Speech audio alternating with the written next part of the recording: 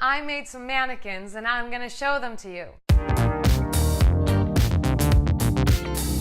Hey guys, today I'm going to show you some mannequins that I decorated. This story begins in New York back in 2011. I came across two full-body mannequins for a really good price in an ad on Craigslist. Why was I looking for mannequins on Craigslist? I'd been wanting to experiment with painting on mannequins for quite some time, but all of the ads for mannequins that I came across on Craigslist were so pricey and just way out of my budget. So when I came across this ad for these affordable mannequins, I got pretty excited. The only caveat was that I had to get down there ASAP because it was first come, first served. So I threw myself in a cab. This was New York pre-Uber and Lyft.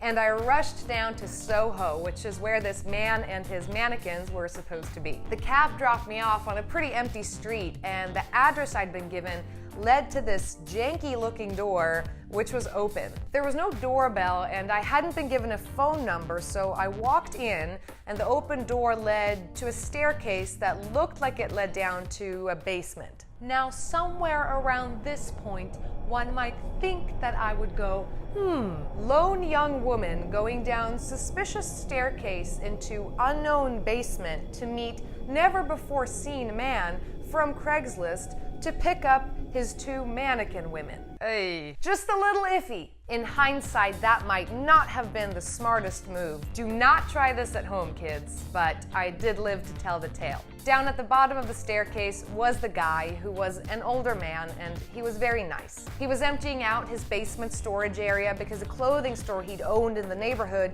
was now closing, and he no longer needed the mannequins. He wanted them to go to a good home because they were barely used, and I told him I was going to use them in an art project, and he seemed happy about that. He wasn't really in physical shape to help me take the mannequins apart and get them up to the street, but he gave me these two large black garbage bags and said I could take as long as I needed to take them apart and get them out. So now I'm standing in this random basement, dismembering these two mannequin women and stuffing their body parts into garbage bags. And these ladies are heavy. I lug the bags up the staircase one at a time and then drag them to the sidewalk where I managed to hail a cab to go home. Asking the cab driver to pop the trunk so that I could shove my now sealed black garbage bags with what looked to be the outlines of body parts into his trunk is a pretty funny memory. No questions were asked. Anyways, once I got the mannequins home, I got to work.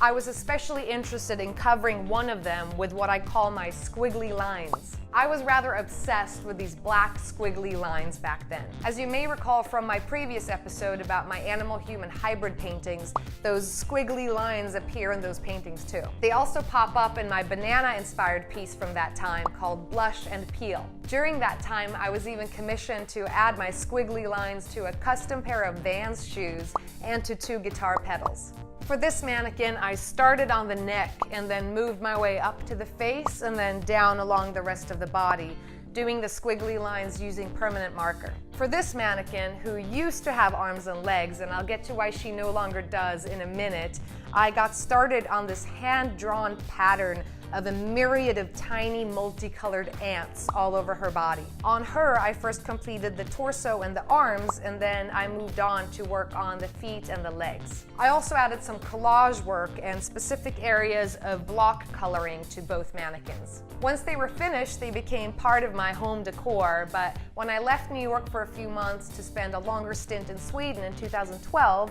I put these ladies into storage along with some other stuff down by the South Street seaport. Then Hurricane Sandy happened.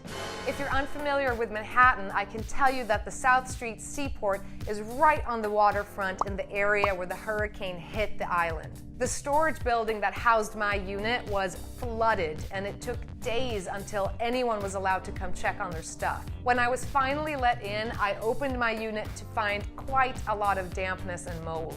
Luckily, a lot of stuff was salvageable, but I did have to part with some clothes that I was very fond of, and some vinyls I'd collected, and this lady's arms and legs. For some reason, the paint on her arms and legs had totally smudged and dripped all over the place, and the metal joints on those body parts, which is where you connect the parts to the torso, had totally rusted over and were really grimy. But the torso was in good shape, except for some slight smudging of the ants around her belly button, but I kinda don't mind that. It sort of tells the story of what happened to her. I did also manage to salvage her hands.